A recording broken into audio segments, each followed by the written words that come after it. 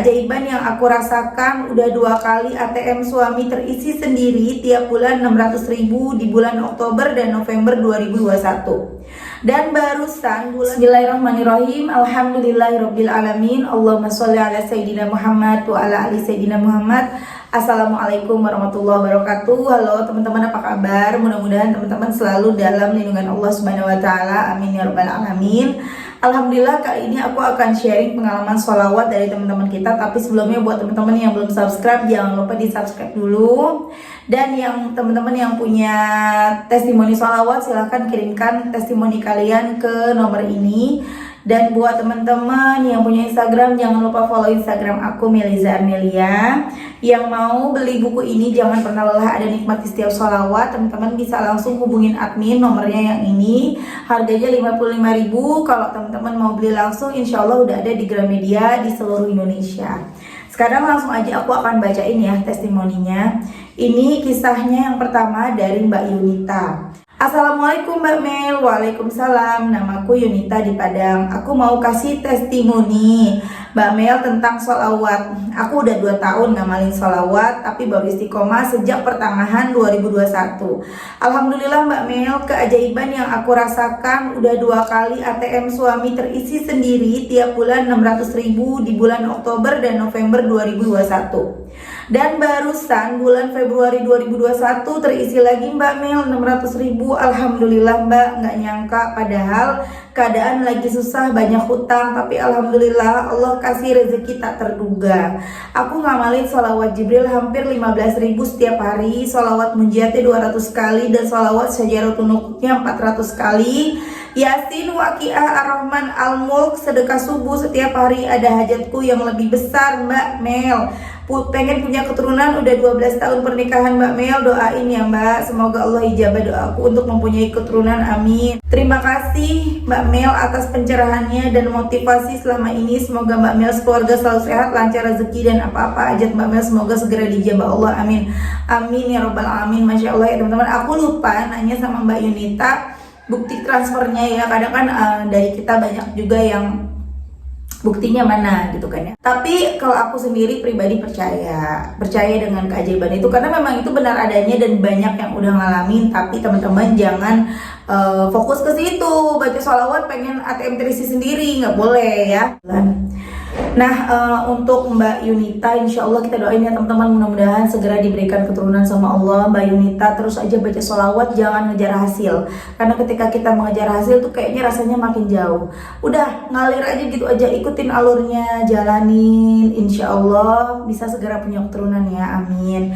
Aku akan langsung aja lanjut baca kisah yang kedua ya teman-teman. Assalamualaikum warahmatullahi wabarakatuh. Waalaikumsalam warahmatullahi wabarakatuh. Perkenalkan Mbak, saya Roida dari Kebumen, Provinsi Jawa Tengah.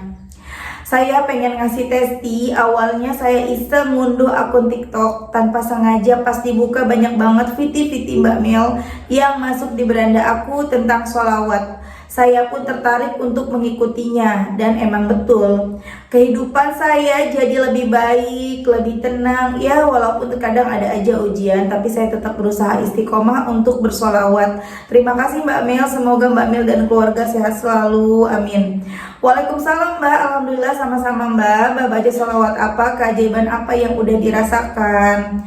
Saya baru baca sholawat Jibril Mbak, karena yang mudah sambil aktivitas, Masya Allah banget Mbak, gak terhitung pokoknya. Selain hati jadi tenang walaupun banyak hutang, tapi pelan-pelan mulai bisa terbayarkan. Tapi yang terutama itu hati dan pikiran tenang. Setiap ada masalah aku selalu pasrahkan sama Allah. Alhamdulillah masalah apapun bisa diselesaikan dengan mudah. Belajar istiqomahnya untuk sholat 5 waktu kadang masih susah karena ada bayi baru 3 bulan, karena ngurus sendiri, karena suami kerja. Padahal sholawatnya paling banyak baru bisa 1000, tapi Masya Allah terima kasih banget. Semenjak lihat viti-viti Mbak Mel di TikTok, lanjut aku buka IG sama sering nonton di YouTube channelnya Mbak Mel, jadi banyak terinspirasi. Jadi lebih dekat rasanya dengan Allah Subhanahu wa taala, Mbak. Terharu saya nulisnya, pokoknya makasih banget, Mbak. Sama-sama Mbak Roida, Masya Allah banget ya teman-teman. Banyak banget nih yang pada punya bayi, pada punya anak kecil, terutama bayi. Ya memang bayi itu susah banget ya buat kita kondisi ini ya teman-teman ya. Kadang kan ya aku juga ngalamin pernah punya bayi. Sekalinya kita pengen gerak sedikit aja, pengen sholat, pengen apa tuh bayi nangis, maunya di kita mulu, maunya nyusu mulu gitu kan ya teman-teman. Tapi tetap kita jangan menjadikan itu sebuah alasan untuk kita tidak sholat loh. Ya tetap harus sholat, bahkan kalau perlu kita sholatnya sambil gendong bayi kita. Teman-teman, paksain diri kita, walaupun kita sholatnya harus sambil gendong bayi. Nanti pas sujud anaknya taruh, nanti pas bangun gendong lagi. Kalau emang dia nggak nangis ya biarin aja sejadah kayak gitu teman-teman ya. Mudah-mudahan Mbak Roida bisa istiqomah, bisa tambah lagi sholawatnya. Sholawatan sambil nyusuin anak juga nggak apa-apa ya.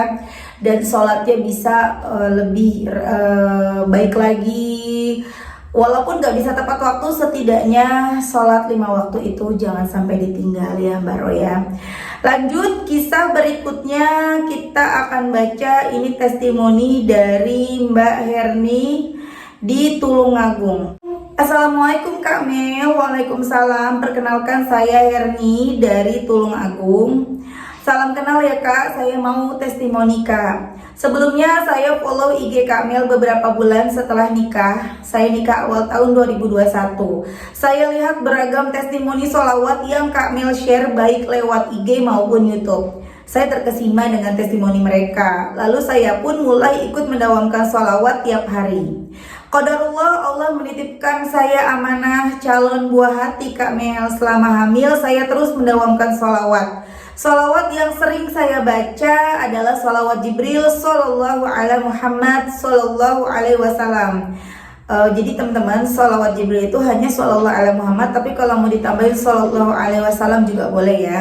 Saya baca terus berulang sembari melakukan berbagai aktivitas. Saya tidak menghitungnya, tapi saya mulai membaca sholawat ketika bangun tidur sampai mau tidur lagi. Selain membaca sholawat, saya juga rutin mengamalkan istighfar astagfirullah. Saya selingkan dengan sambil membaca doa kelak, mudah-mudahan saya dan anak saya saat sehat persalinan dilancarkan. Saya terus positif thinking bahwa ada Allah yang akan terus membersamai saya. Singkat cerita, sampai di usia kandungan saya yang ke-39 minggu Kak, tepatnya hari Sabtu pagi, saya sama suami pergi ke rumah bidan untuk ngecek kandungan.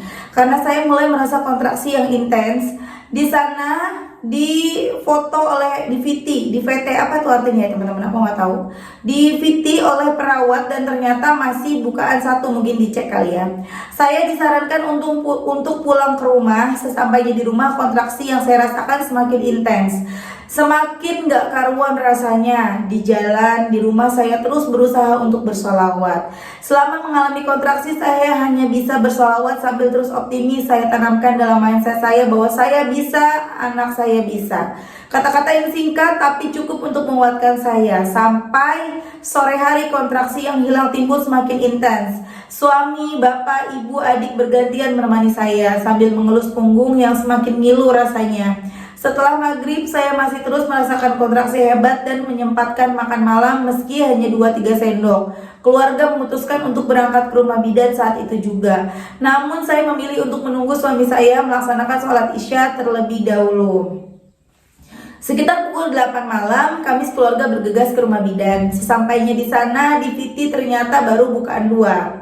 Badan rasanya udah sakit semua.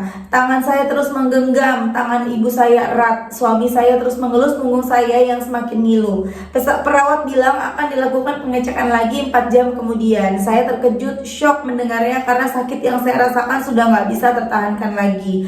Sambil menunggu, saya terus bersolawat dalam hati sambil terus mengatur napas. Tepat pukul 10 malam, saya mulai merasakan kontraksi yang hebat. Saya merasa bahwa anak saya akan segera lahir. Perawat langsung PT dan alhamdulillah sudah pembukaan lengkap. Jadi itu jam berapa ya? Jam 8 jalan atau jam 10, berarti hanya 2 jam ya teman-teman ya. Udah langsung pembukaan lengkapnya. Perawat langsung Viti dan sudah sambil dipandu oleh Bu Bidan, saya diberi arahan untuk mengejan. Saya mulai mengejan 2-3 kali dan alhamdulillah anak saya lahir tepat pukul setengah 11 tanggal 23 Januari 2022. Maaf ada kesalahan hari Kak, saya lahiran tepatnya hari Minggu. Saya ke rumah Bu Bidan hari Minggu pagi. Masya Allah, keajaiban salawat nyata saya rasakan Kak Mel. Saya nggak mungkin bisa melewatkan ini semua kecuali atas izin Allah. Dan saya yakin dengan sholawat yang setiap hari saya dawamkan, Allah tuntun langsung lewat persalinan yang alhamdulillah lancar sesuai dengan yang saya harapkan. Dan proses pemulihan saya pun terbilang singkat. Saya dan anak saya alhamdulillah sehat walafiat melewati persalinan normal. Hingga saat ini saya terus berusaha mendawamkan sholawat sembari ngomong anak saya terus dawamkan. Gak ada harapan pasti yang saya panjatkan selain memohon ampunan Allah dan berharap bisa terus dekat dengan Allah. Terima kasih banyak Mbak Mel sudah sharing banyak testimoni keajaiban sholawat. Semoga Kak Mel dan keluarga senantiasa sehat, diberkahi, rumah tangganya dilancarkan segala urusannya. Wassalamualaikum warahmatullahi wabarakatuh. Waalaikumsalam Mbak Herni, Masya Allah selamat ya. Semoga sehat selalu Mbak Herni dan bayinya. Alhamdulillah cuma 2-3 kali mengejan mudah banget ya. Alhamdulillah Kak Mel, saya juga gak nyangka secepat itu. Allah betul-betul bantu proses persalinan saya. Semoga teman-teman semua dan Kak Mel sekeluarga dilancarkan juga hajatnya, amin amin ya rabbal alamin. Itu tadi cerita yang terakhir ya teman-teman, Masya Allah banget, dahsyat banget. Aku memang gak pernah ngerasain lahiran normal ya teman-teman. Jadi anak aku dua-duanya sesar. Dan jadi aku nggak ngerti istilah VT atau VT itu, aku nggak tahu teman-teman, mohon maaf ya. Yang aku tahu mungkin dicek gitu ya, mungkin itu bahasanya VT atau VT kali ya. Dan tapi aku pernah ngerasain kontraksi seperti itu di lahiran anak yang kedua setelah melahirkan. Jadi perut aku tuh bener-bener melilit, sakitnya luar biasa. Aku nggak pernah ngerasain sakit seperti itu sampai aku marah-marah sama suami aku aku omel-omelin lah pokoknya ya teman-teman. Itu sakitnya luar biasa dan itu aku lagi ngeluarin darah setelah melahirkan teman-teman, lagi keluar darah setiap sakit udah sampai ujung keluar darah, udah sampai ujung sakitnya keluar darah kayak gitu teman-teman. Dan aku nggak bisa ngebayangin gimana rasa sakitnya ketika mau lahiran tuh udah, ya Allah, makanya aku sempet nyesel ya teman-teman dulu waktu aku masih hamil anak pertama, sama seperti yang Mbak Herni rasakan, itu rasa takut yang luar biasa. Bingung nanti lahiran gimana, bisa normal apa enggak, selamat apa enggak, karena aku tuh ada suka sesak teman-teman, ada riwayat sesak gitu, sesak napas. Aku takut saat aku melahirkan napas aku habis terus aku meninggal. Waktu itu aku mikirnya gitu teman-teman. Dan aku saat itu aku tahu salawat tapi aku nggak tahu kalau salawat bisa membuang hajat aja. Itu tahun 2015. Jadi aku bingung kan ya teman-teman ya. Aku cuma berdoa salawat ya sekedarnya aja. Cuma aku berdoa, ya Allah, hamba pengen lahirannya sesar aja, nggak mau normal gitu. Itu doaku itu, dan dikabulkan sama Allah. Anak pertama sesar, anak kedua sesar. Dan setelah aku ngerasain sesar, aku lihat di YouTube video sesar itu ternyata lebih bagi aku lebih mengerikan daripada lahiran normal. Aku lihat kok lahiran normal enak banget ya gitu. Dan sempat waktu itu aku nyesel kenapa aku nggak berdoa sama Allah minta normal gitu. Jadi buat teman-teman sekarang yang lagi pada hamil, yang pada ketakutan udah mau lahiran, apalagi anak pertama ya, biasanya tuh kan panik, bingung ya. Minta perlindungan Allah, perbanyak sholawat, mudah-mudahan bisa seperti Mbak Herni, gampang banget lahirannya ya teman-teman ya. Cuman 2-3 kali ngejan udah kelar gitu, udah keluar. Yang aku lihat sih kalau di film-film kan ngejannya lama ya teman-teman ya. Baru lahir ini gampang banget. Dan yang menurut ibu bidannya dalam waktu 4 jam dicek lagi ternyata udah pembukaan lengkap. Masya Allah bang. Herni juga proses pemulihannya juga cepat, alhamdulillah ya teman-teman ya. Ayo semuanya teman-teman, salawat bukan hanya untuk kita minta rizki, minta uang ya, apapun hajat kita, udah salawat aja. Jadi bukan salawat untuk melahirkan, bukan, karena kan banyak yang salah kaprah ya. Jadi kita salawat aja, mengalir aja, begitu aja. Nanti dengan sendirinya apa yang menjadi hajat kita terkabul. Kalau misalnya kita baca salawatnya terlalu mengejar hasil, itu biasanya kita diuji, kena ujian tuh teman-teman. Sebenarnya ketika kita mengalir aja juga diuji, cuma karena kitanya nggak mengharapkan banget hasil, jadi kita menganggap ujian itu biasa dan kita bisa bisa ngejalanin itu dengan mudah gitu, dengan santai. Tapi kalau kitanya kok harus pokoknya pengennya begini akhirnya nungguin, mikirin banget, dan ketika diuji kita langsung mikirnya berat banget, ini ujian dari Allah, ini gara-gara aku gini, panjang ceritanya. Coba deh teman-teman bacanya ngalir aja. Tapi gimana Mbak, susah banget buat pasrah. Udah banyakin aja, banyakin sholawat, nanti kepasrahan itu akan datang dengan sendirinya. Jadi teman-teman udah baca aja langsung Shallallahu alaihi Muhammad, Shallallahu alaihi Muhammad, Shallallahu alaihi Muhammad. Sambil ngapain aja, kalau punya tasbih syukur-syukur bisa pakai tasbih terus baca sepanjang hari. Targetin diri, hari ini bisa 1000, besok bisa 2000, besok bisa 3000, sampai bisa mencapai 10.000, 15.000, 20.000. Nanti teman-teman akan merasakan, pertama hatinya tenang, hidupnya terasa damai, terasa enteng. Kemudian yang kedua, teman-teman akan menemukan titik pasrah dalam diri teman-teman, tanpa teman-teman harus bingung gimana sih caranya bisa pasrah tuh. Nanti kepasrahan itu akan muncul dengan sendirinya. Oke teman-teman, terima kasih udah nonton, mudah-mudahan bermanfaat dan jadi motivasi buat teman-teman.